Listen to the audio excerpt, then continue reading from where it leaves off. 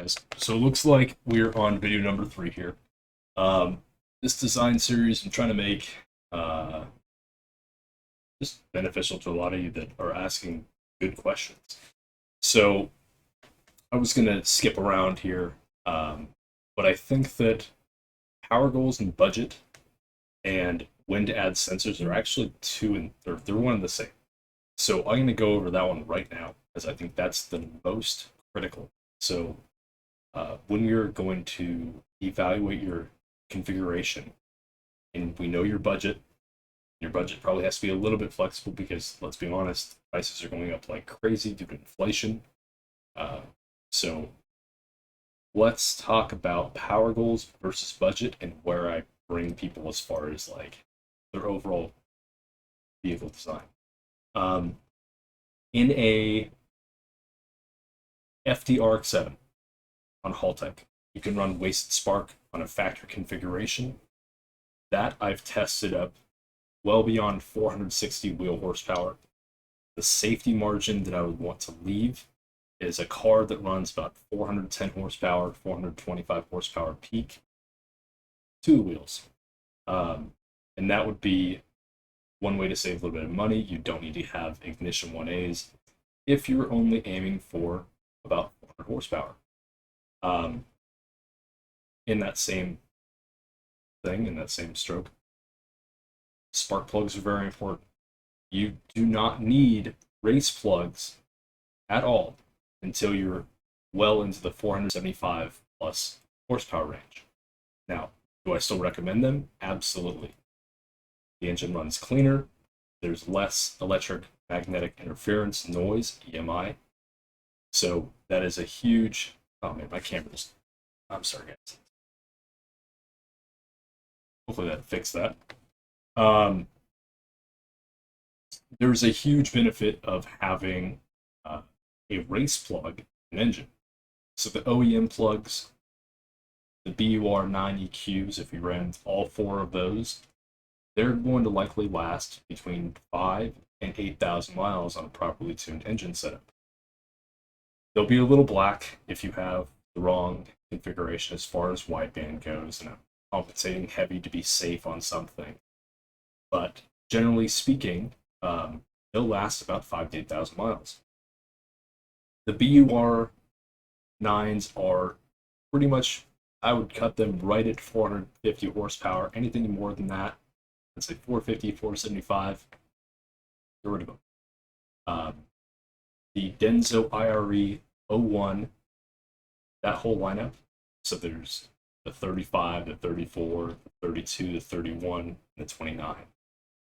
Those are all great spark plugs, and I believe that I've had better luck running them than both the NGK racing series. NGKs being the 7420s and the 6258, whatever it is, the the 6000 series is the same thing. One is platinum, one is iridium. They're the same exact plug. Uh, it just comes down to uh, what it looks like when it's burning off. Uh, Platinum will have some benefits. Iridium generally is the best choice for all situations, but the same price, interchange them as needed. I haven't found a single difference to where I've seen a benefit of platinum or benefit of iridium because when I'm pushing hard, they both work. But I've had Densos work better than I have NGK. So spark plugs, very important. That's kind of where you're defining your ignition and your power is budget related. On an engine that you want to have over 8,500 RPM, I would highly suggest CDI. There's M&W, which is proven, clean, good power. There's Fuel Tech, monster power, a little bit dirtier, but it has CAN bus feedback. So if you're into data analytics like I am and you want to see everything that's going on, maybe you want to have a check engine light or a fault code if one of your coils drops below the others or something happens mid-run. Well, on M&W, there's no CAN communication between ECU. On FuelTech, you can run that same CDI box into any ECU, and as long as you have the CAN protocol, you can say monitor these voltages, these millijoule outputs, these amperages per thing. You can find out if something is leaking or damaged or not getting enough of whatever it needs before it's a problem. And that can trigger a check engine light or a limp mode or safety protection, whatever you're trying to do to save your car. So anything over 8,500 RPM, I highly suggest CDI. Cleans up the entire topic. Anything over 25, 26 pounds of boost, CDI. It'll cut through massive amounts of fuel like it's nothing. That's the main benefit. More spark energy in a very short period of time. That's why it's doing that. A smart coil, ignition 1A, right? Those are really, really good for reciprocating engines.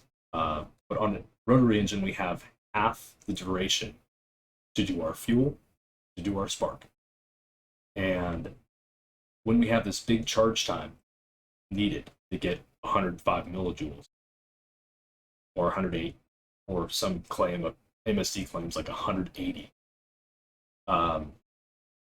it just, the amperage draw and the time to get that is not there at 9,000 RPM, at 10,000 RPM on. So that's where I'm saying if you have a high application, high boost application, CDI is always your answer. It cleans up the power band, cleans up everything, because now you're doing smart coil duration is about 3.2 milliseconds. Oh,